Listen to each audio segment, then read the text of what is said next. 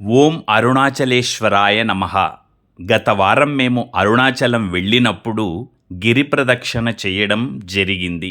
ఈ గిరి ప్రదక్షిణలో ఎన్నో అద్భుతాలు, మరెన్నో దివ్యానుభూతులు ఉన్నాయి. సుమారుగా ఒక 50 దేవాలయాలని సందర్శించడం జరిగింది. ఈ గిరి ప్రదక్షిణని మేము సుమారుగా 6 గంటల్లో పూర్తి చేశాము. చాలా అద్భుతమైనటువంటి అనుభవం. ఎన్నెన్నో ఆలయాలు, మరెన్నెన్నో వివరాలు, విశేషాలు నేను వరుస క్రమంలో ఈ వీడియోల ద్వారా అందిస్తాను. మిస్ కాకుండా ప్రతి వీడియోని మీరు చూడండి.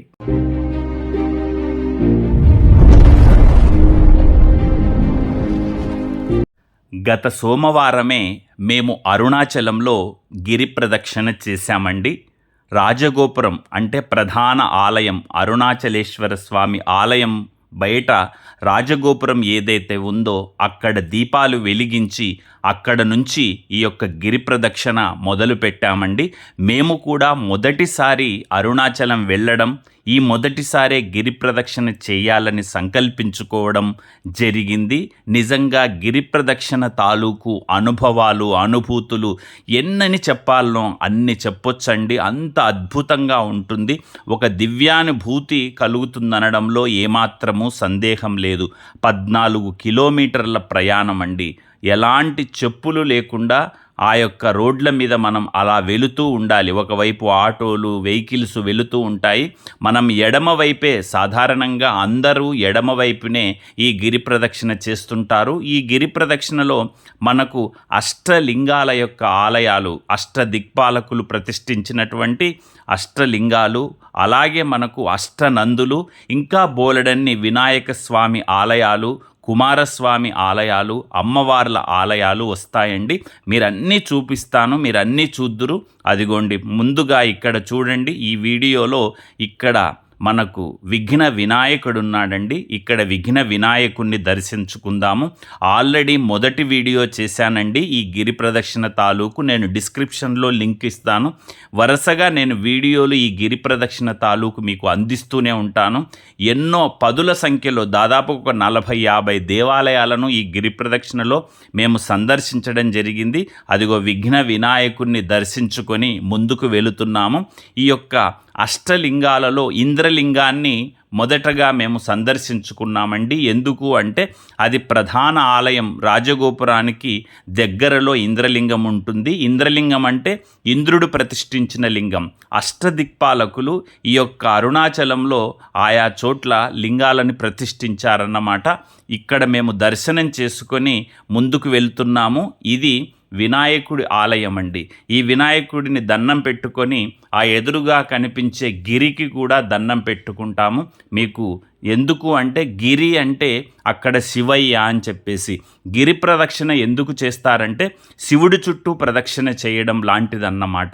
ఒక ఆధ్యాత్మిక భావనలో మనం అడుగులు అలా పడుతూ ఉంటాయి. సాధారణంగా మనము చెప్పులు లేకుండా 10 అడుగులు కూడా వేయలేము. అలాంటిది చెప్పులు లేకుండా 14 కిలోమీటర్లు ఇలా నడక సాగించడం అనేది మామూలు విషయం కాదండి. అది అనుభవంలోకి వస్తేనే దాని తాలూకు అనుభూతి మనకు తెలుస్తుంది. అడుగడుగునా బోలెడన్ని దేవాలయాలు మనకు తారసపడుతూ ఉంటాయండి.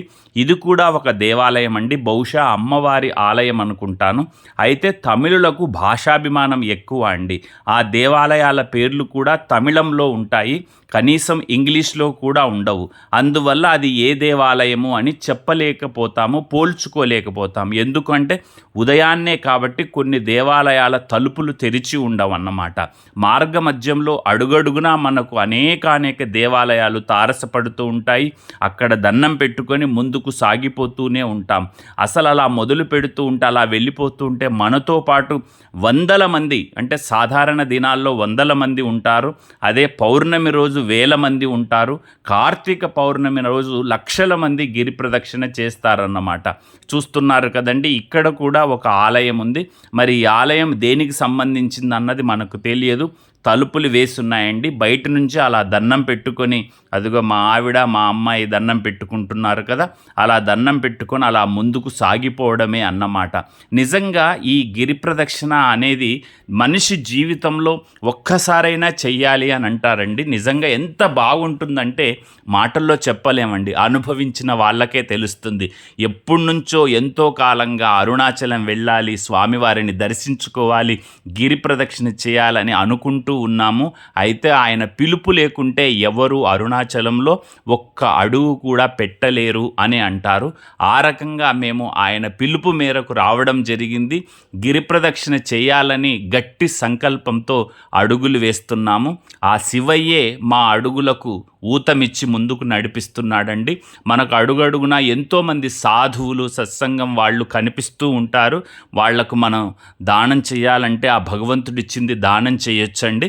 అదిగో ఇక్కడ మనం వెళుతున్నప్పుడు మధ్యలో అక్కడక్కడ ఇలాంటివి మనకు కనిపిస్తూ ఉంటాయండి. మనం ఎక్కడ దాకా వచ్చాము, ఎక్కడ ఉన్నాము, ముందు మనకు ఏ యొక్క ఆలయము అంటే ప్రధానంగా ఈ లింగాలు అష్టలింగాలు ఉంటాయి కదా, ఏ లింగం ఆలయం వస్తుందా అనేది అక్కడ మనకు సూచికల బోర్డులు ఉంటాయండి. అలాగ రోడ్డు మీద వెళుతూ ఉంటే అదిగో సాధువులు చూడండి ఎంతోమంది తారసపడుతుంటారు.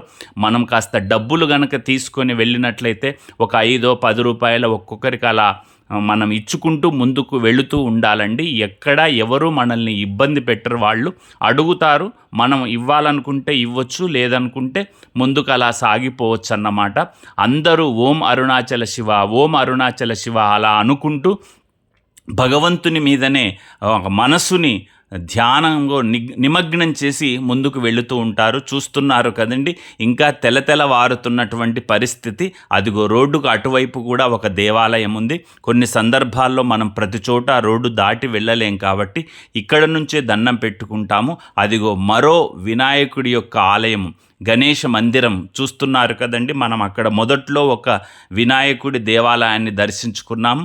ఇక్కడ మరో వినాయకుడి ఆలయము. చెప్పాను కదండి, ఈ యొక్క గిరి ప్రదక్షిణలో మనకు ఎన్నో ఆలయాలు మనకు ఎదురవుతూ ఉంటాయి. అదిగో వినాయకుడి మందిరాన్ని గమనించండి. ఇక్కడ కూడా ఒక వినాయకుడు ఉన్నాడు. ముందు మరిన్ని వినాయక మందిరాలు, కుమారస్వామి ఆలయాలు, రాజరాజేశ్వరి అమ్మవారి ఆలయాలు, మరెన్నో ఆశ్రమాలు ఇవన్నీ వస్తూ ఉంటాయండి. ఒక్కొక్కటి అలా దర్శించుకుంటూ వెళ్తూ ఉంటే మనకు సమయం అలా గడిచిపోతూ ఉంటుంది.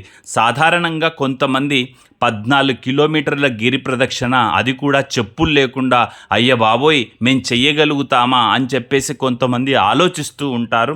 కానీ అలాంటిది ఏమీ లేదండి. మనం భగవంతుణ్ణి ధ్యానించి ఆయన మీద భారం వేసి, స్వామి నీవే దిక్కు, మమ్మల్ని నడిపించు ముందుండి అనగానే ఆయననే మనల్ని నడిపిస్తాడండి. చాలామంది పిల్లలు, వయోధికులు కూడా నడవడం చూస్తుంటాము, గమనిస్తున్నారు కదా. మరి మాతో పాటు ఎంతోమంది నడుస్తున్నారు. అదిగో మా ఆవిడ సాహిత్య ఇక్కడ దీపం వెలిగించి దండం పెట్టుకుంటోంది. అడుగడుగున అక్కడ మనకు కావలసిన వస్తువులన్నీ దొరుకుతాయండి. కొంతమంది తినాలి, ఏదైనా కావాలనుకుంటే బిస్కెట్లు దొరుకుతాయి, స్వీట్లు దొరుకుతాయి, బ్రేక్ఫాస్టు అంటే ఇడ్లీ పూరి అట్లాంటివి కూడా దొరుకుతాయి, టీ తాగొచ్చు, కాఫీ తాగొచ్చు, కొబ్బరి బోండాలు ఉంటాయి, అన్నీ ఉంటాయండి. కానీ మనం ఏమీ తినకుండా ఈ యొక్క గిరి ప్రదక్షిణ చెయ్యాలని సంకల్పించుకున్నప్పుడు మనం ఏమీ తినకుండా ముందుకు వెళ్ళాలి. ఉదయాన్నే మనం మొదలుపెట్టినట్లయితే ఇంకాస్త 3:30, 4 ఆ ప్రాంతంలో మొదలుపెట్టినట్లయితే మనం ఒక 5-6 గంటలు, 5 గంటలైనా ఖచ్చితంగా పడుతుందండి. అలా అంటే పరిగెత్తుకుంటూ ఏదో ప్రదక్షిణ చేస్తున్నామంటే చేస్తున్నట్టు కాకుండా అనుక్షణం ఆ యొక్క శివనామస్మరణ ఓం అరుణాచల శివ అని ధ్యానిస్తూ తలుచుకుంటూ మెల్లమెల్లగా అంటే నెమ్మదిగా అడుగులు వేయాలండి. పరిగెత్తకుండా నెమ్మదిగా ఒక నిండు చూలాలు ఎలా కడుపులోని బిడ్డకు ఏ ఇబ్బంది కలగకుండా నెమ్మదిగా ఎలా అడుగులు వేస్తూ ముందుకు వెళుతుందో అలా మనం ముందుకు వెళుతూ అడుగడుగునా మనకు ఎదురయ్యే ప్రతి దేవాలయం దగ్గర నమస్కరించుకుంటూ మీ ఆశీస్సులు అందించండి స్వామి అని మనం ముందుకు వెళ్ళడం జరుగుతూ ఉంటుంది. చాలా ఆలయాలు ఉన్నాయండి. నేను ప్రతి ఒక్కటి వీడియో షూట్ చేస్తూ వెళ్ళాను. అంటే మేము దర్శనం చేసుకోవడమే కాకుండా సాహిత్య టీవీ ప్రేక్షకులైన మీ అందరికీ ఆ యొక్క గిరి ప్రదక్షిణ తాలూకు ఆ అనుభవాలని, ఆ దేవాలయాలని మీ కళ్ళ ముందు ఉంచాలి అన్న ఉద్దేశంతో నేను చాలా వీడియో చేసుకుంటూ వెళ్ళానండి. అంతా ఒకే వీడియోలో మీకు చూపించడం సాధ్యం కాదు, చాలా లెంగ్త్ అవుతుంది. కాబట్టి నేను ఒక్కొక్క వీడియోలాగా మీకు డే బై డే అందించడానికి ప్రయత్నం చేస్తాను. ఇంకా చాలా ఈ యొక్క అష్టలింగాల దేవాలయాలు ఉన్నాయి, అష్టనందులు కూడా మనకు ఎదురవుతాయండి. ప్రతి చోట మనం అలా దండం పెట్టుకోవడము, అలా వెళ్ళడం అండి. ఇంకా ఇది తెల్లవారుజామున కాబట్టి కాస్త వీడియో చీకటిగా ఉండొచ్చు. ఇక్కడ లోపల కూడా దీపం లేదండి, మీరు గమనిస్తున్నారు కదా. కాబట్టి ఇంకాస్త తెల్లవారగానే అంత చక్కగా మన వీడియోలు కూడా, రాబోయే వీడియోలు ఇంకా బాగుంటాయండి. మీకు ప్రతి దేవాలయాన్ని మీకు చూపిస్తాను. సాధ్యమైనంత వరకు ప్రతిదీ మిస్ కాకుండా వెళ్ళానండి. ఇంకేమైనా మిస్ అయి ఉంటే చెప్పలేను, కానీ దాదాపుగా ఈ గిరి ప్రదక్షిణ తాలూకు అనుభవంలో చాలా గొప్ప మధురానుభూతి అయితే మాకు కలిగిందని చెప్పడంలో ఏమాత్రం అతిశయోక్తి లేదండి.